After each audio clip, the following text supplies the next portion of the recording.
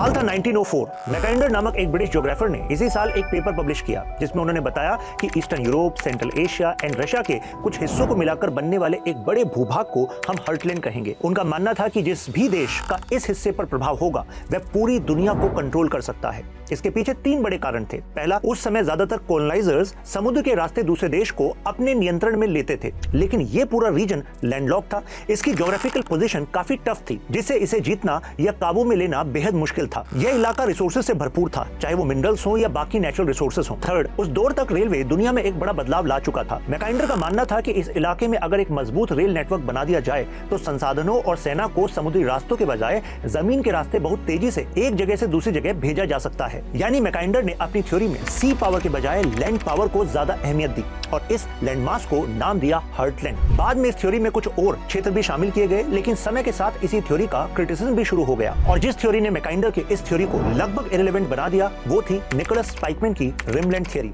जो 1940 में आई। ये थ्योरी हर्टलैंड थ्योरी से नेचर में बिल्कुल अपोजिट थी, क्योंकि रिमलैंड थ्योरी लैंड पावर के बजाय सी पावर के इंपोर्टेंस को फोकस में लाती थी। स्पाइकमैन ने कहा हर्टलैंड से भी ज्यादा जरूरी है रिमलैंड, यानी वो कोस्टल बेल्ट जो यूरोप के शोर से West Asia, India, South East Asia तक फैला हुआ है।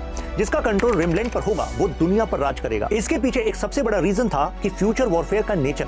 जब फाइटर जेट्स और एयरक्राफ्ट कैरियर्स आए तब कोई भी लैंड पूरी तरह से सिक्योर नहीं बचा, ना ही फाइटर जेट्स के लिए एयर स्ट्रिप की बहुत ज्यादा जरूरत रह गई। इसके अलावा ट्रूप्स को मूव करने के लिए भी एयर और सी बेटर मीडियम बन गए। ऐसे में हर्टलैंड में आने वाले रीजन अब अनकॉन्करेबल नहीं बचे। साथ ही पावर नेचुरल रिसोर्सेज से ज्यादा इस बात पर डिपेंड करने लगा कि ग्लोबल ट्रेड को कौन कंट्रोल कर रहा है। इन सब बातों को देखकर रिमलैंड हर्टलैंड की थ्योरी से ज्यादा सटीक साबित होती है और आज के करंट ग्लोबल पॉलिटिक्स भी रिमलैंड की थ्योरी के ही सेंटर में है। आज आप देखिए ग्लोबल पॉलिटिक्स का हर बड़ा कदम रिमलैंड के इर्द गिर्द घूमता है। अमेरिका की इंडो पैसिफिक स्ट्रेटजी हो या चाइना का बेल्ट एंड रोड इनिशिएटिव, सबका फोकस रिमलैंड पर है। South China Sea, Strait of Hormuz, Malacca Strait, ये सब रिमलैंड के क्रूशियल चौक पॉइंट्स हैं। नेटो, क्वाड, ऑकस, ये सब अलायंसेस रिमलैंड रीजन में बनाए गए हैं ताकि हर्टलैंड को कंटेन किया जा सके। यानी आज की कंप्लीट जियोपॉलिटिक्स इसी रिमलैंड के इर्द गिर्द घूम रही है। जो रिमलैंड में नहीं आता या रिमलैंड पर दखल नहीं देता वो करंट जियोपॉलिटिक्स के लिए एक फॉरगॉटन प्लेयर है, जैसे कि अफ्रीका, साउथ अमेरिका।